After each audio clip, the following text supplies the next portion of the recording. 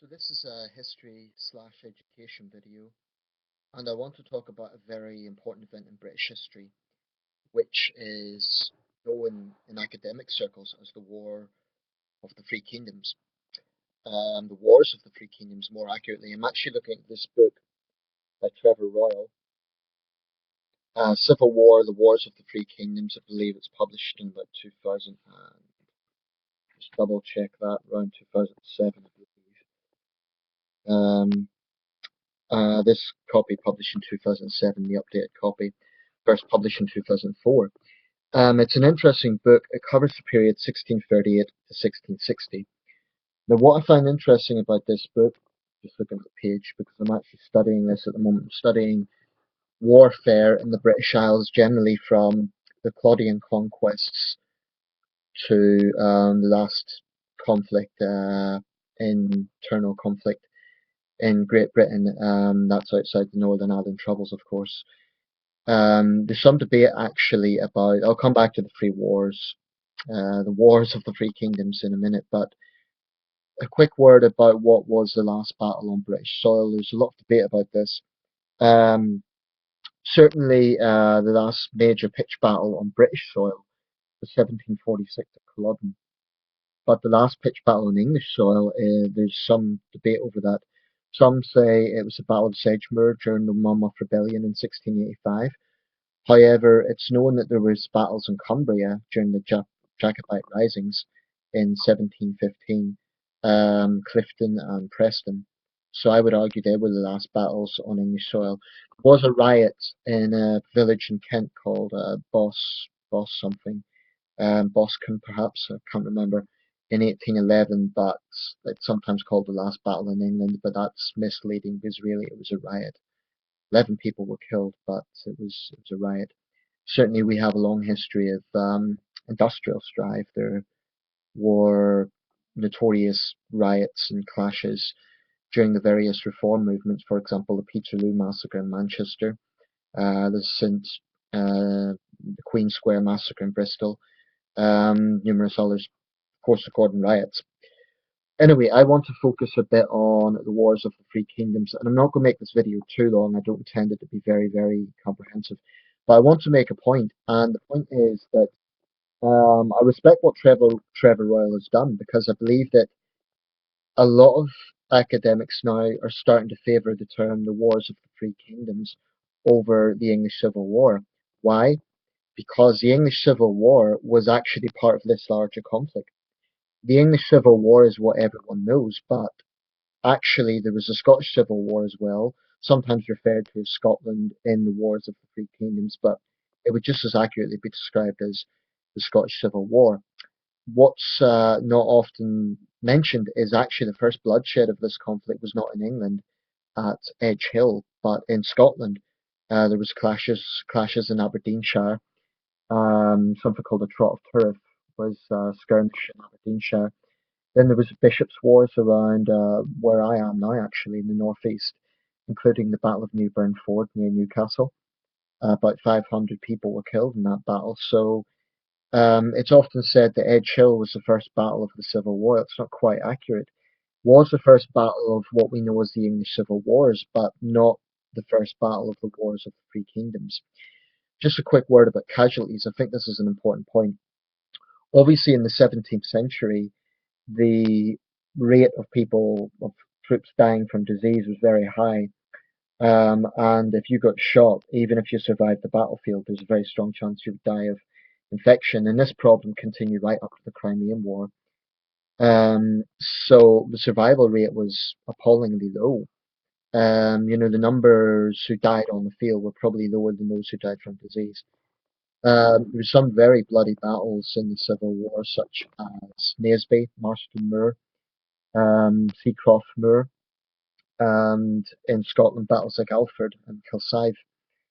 The actual highest death toll of all three kingdoms, by which I mean Scotland, Ireland, and England, was in Ireland. And I'm not going to get too much into the debate about Cromwell's role, but by all reckoning, we're talking hundreds of thousands perished in Ireland, whether from atrocities or famine or a range of factors. Um, It was absolutely horrendous. Somewhere between 400 and 600,000 people perished in Ireland during the Wars of the Three Kingdoms. Absolutely horrendous. The second highest toll was in England, and it's estimated around 190,000 at least perished. That includes civilian casualties and it includes those who died of their injuries, of course. And then Scotland, about 80,000 dead. So, cumulatively speaking, we're talking somewhere in the region of between 600 and 700,000 dead in the Wars of the Three Kingdoms. This is truly a staggering toll. Contrast that with the Wars of the Roses, which was about somewhere in the region of at the most 100,000.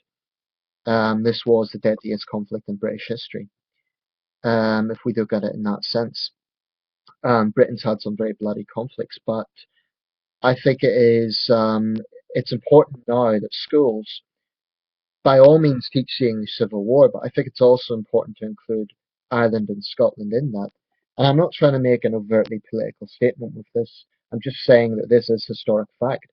The English Civil Wars, of course, it was a civil war. This was specific to royalists and parliamentarians within England. So, in that sense, it was a very English affair. But the three conflicts were interrelated. For example, the Battle of Worcester was often considered part of the Scottish faction of this war, even though it took place in Worcester in England. So I think it's very important that schools now start to teach the wider conflict and we start giving it its correct title, the Wars of the Three Kingdoms. The English Civil War, of course, was a historic event, but it's part of a larger conflict. That's my opinion anyway. One more thing I mentioned the casualties. It's important to note that, proportionally speaking, the toll was enormous. As one typical example, the Battle of Hopton Heath had about 500 fatalities of 2,500 men engaged on the field, 20%. Now, that's similar to World War One figures, and proportionally speaking, it's arguably worse because the population of Great Britain at this time was a lot less than it was in 1914. We're talking about maybe 25 million people in 1914. At this time, it can't have been much more than 5 million. So, proportionally speaking, the English Civil War and the wider wars of the Three Kingdoms had a much deadlier effect on the population. There was also widespread reports of massacres by both sides. One of the most notorious was the sacking of Bolton in the northwest near Manchester, where something like 2,000 civilians were massacred. So this was truly staggering. It's worth noting, though, that in the context of the 17th century, this was bloody in the United Kingdom, but, well, Great Britain as it was then, but the 30 Years' War, mostly in Germany, was far deadlier. Casualties from that conflict are estimated about 8 million, which is by far the deadliest conflict up until World Wars in Europe, and that includes the Napoleonic Wars. So I find this stuff very interesting, and it's just worth looking a bit at. So if you're interested in this period, if you're studying it for a school project, if you're a student and you're studying this, I'm not going to tell you to not do what your teacher has asked, but it is worth noting, and maybe you want to ask your teacher about this. Feel free to say there's a guy on the internet who says that this is part of a bigger conflict, the Wars of the Three Kingdoms. So, interesting time, very, very turbulent time.